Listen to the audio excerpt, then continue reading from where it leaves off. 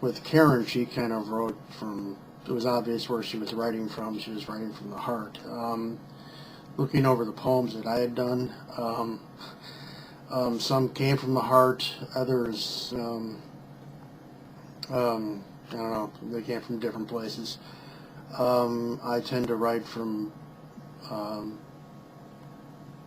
my ideas tend to come from my dreams, and things that I see, and things that I try to explain that explain what I see. So a lot of these poems don't have titles to them. Some do, some don't. Normally I would just kind of stare at the camera and read the poems off to you, but I just came across these recently, and I just wanted to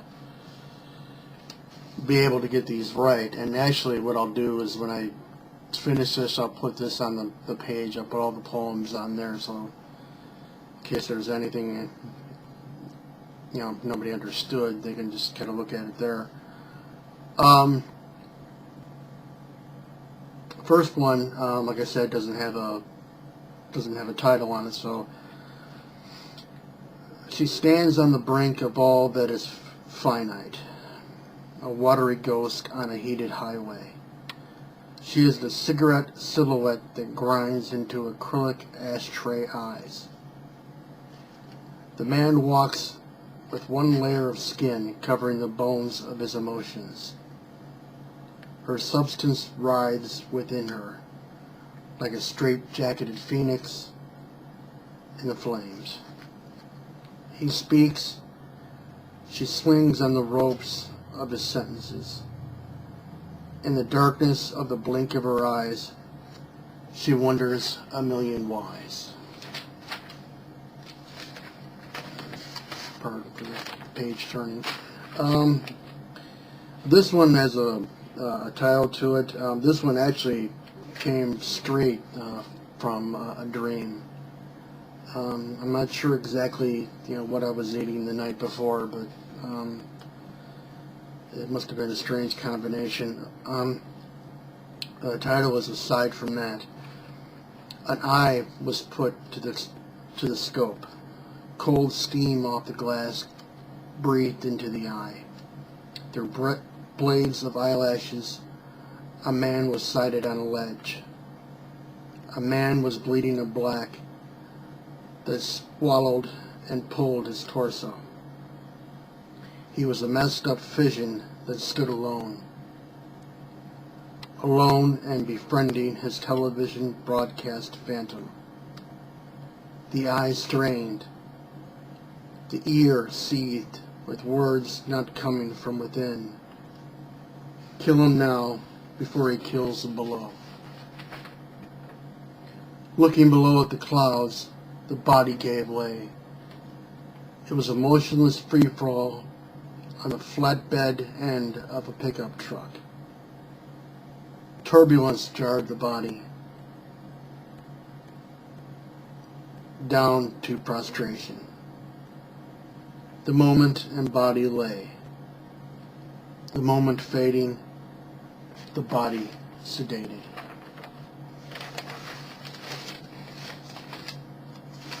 Another page turning. This one doesn't have a title, but it comes from an incident. It was based on a friend I had in grade school all the way through high school, and for some unknown reason, I still don't know why to this day, but in my freshman year, this kid all of a sudden just flaked out on me. I mean, he just full-on hate. I had absolutely no idea where it came from, and this is what it's about. I hated him, but never knew him. The paradox some call prejudice, we called it friendship. Never acting as two, we bonded by our lone actions. We were engagers of straight boomerang dialogue. We threw out what we never expected to come back.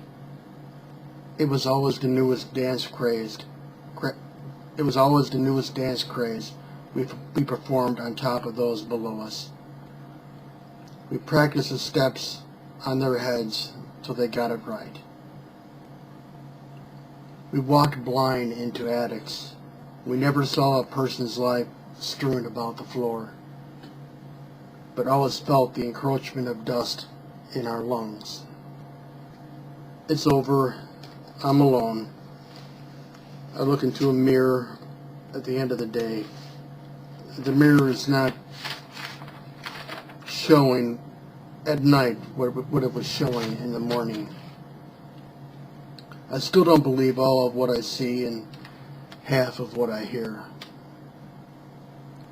After everything, I still hate my friend. I can say that. I'm speaking from experience. The both of us lived in the same city, in the same neighborhood, on the same corner of that culturally significant intersection.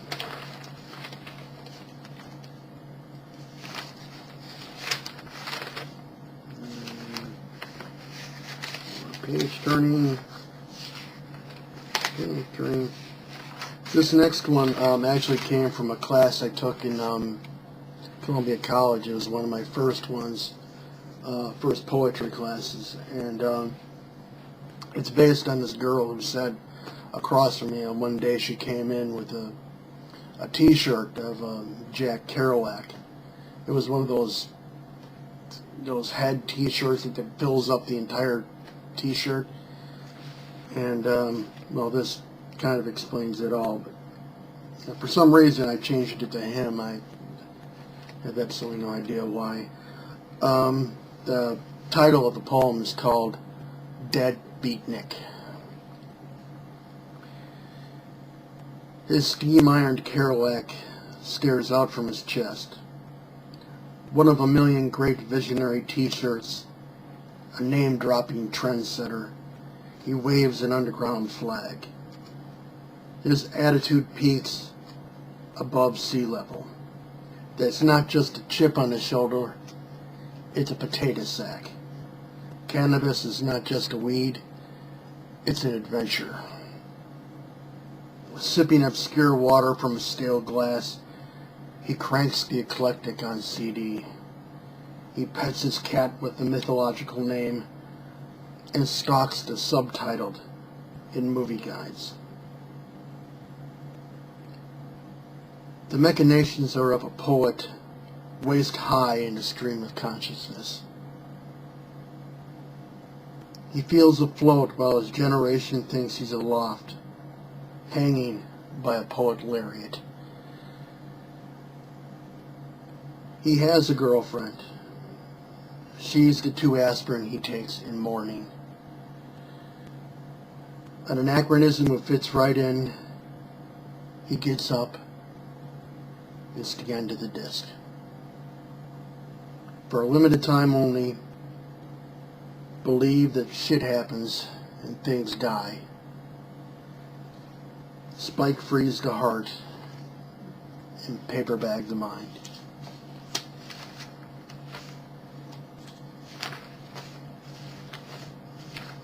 Page turning. Page turning.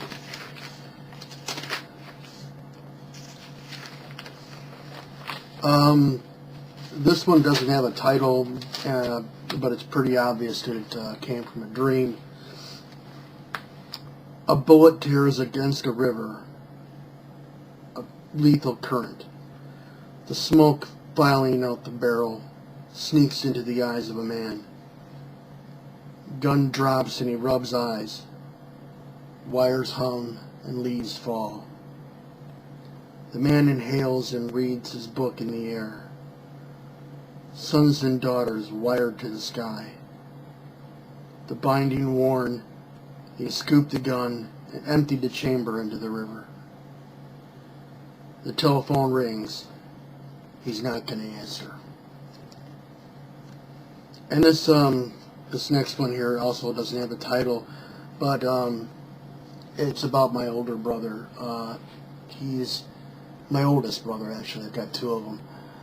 He's an alcoholic, and sadly, the feelings I had while writing this poem, which was over 20-some years ago, are the same feelings I have for him now. Liquor run to the store. Brother had right, me had left. An age difference existed. Neither of us knew which direction.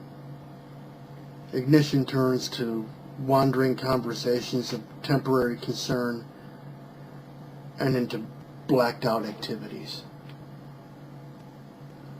Parking lot lines are angled. Face and entranceway, the brother pushed open. My tendons relax. A memory can't quite place the face.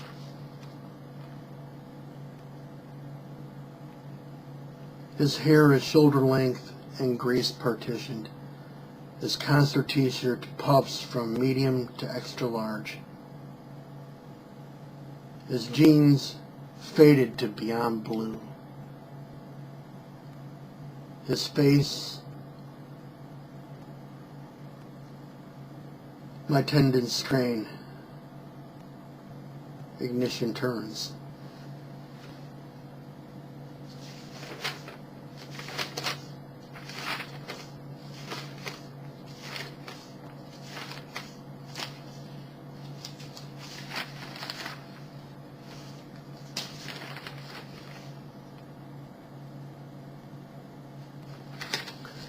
This last one, I think, is,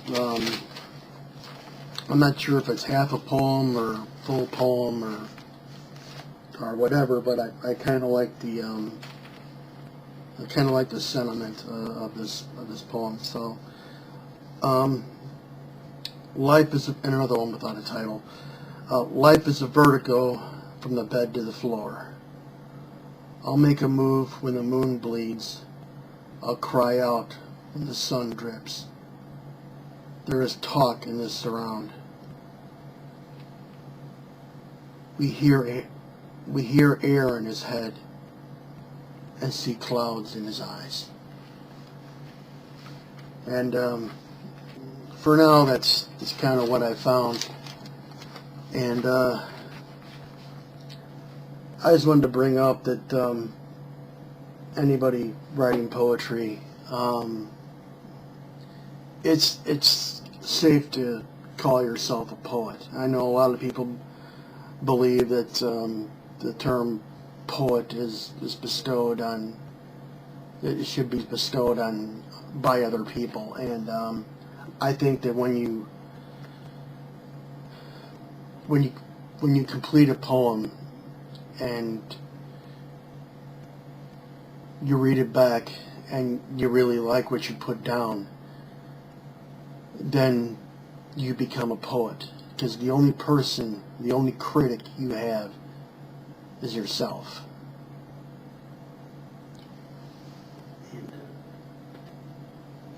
Because you think about it, you've taken abstract ideas from inside your head. You're trying to explain the thoughts that are going on inside your head, and you can actually put them down on paper and it makes sense to you what's going on inside your head. That's a poet. That's what a poet is. And I guess that's it for now. I'll see you guys later. Take it easy.